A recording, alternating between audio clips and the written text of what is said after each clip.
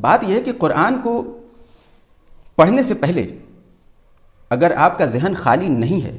اور پری set mind کے ساتھ اگر آپ پڑھنا چاہتے ہیں تو قرآن میں آپ کے لیے ہدایت کا کوئی سامان موجود نہیں ہے،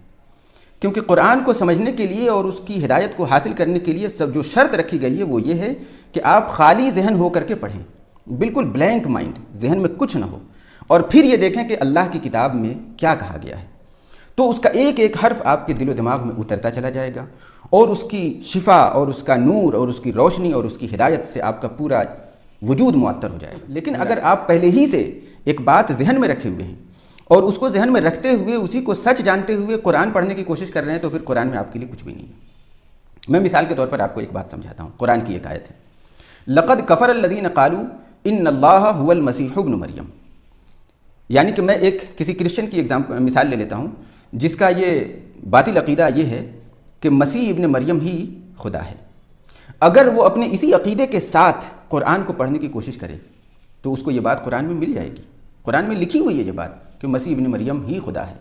کیسے؟ وہی آیت جو میں نے پڑھی، لَقَدْ كَفَرَ الَّذِينَ قَالُوا إِنَّ اللَّهَ هُوَ الْمَسِيحُ ابْنُ مریم، اللہ تعالیٰ فرماتا ہے کہ یقیناً ان لوگوں نے بدترین قسم کا کفر کیا ہے جو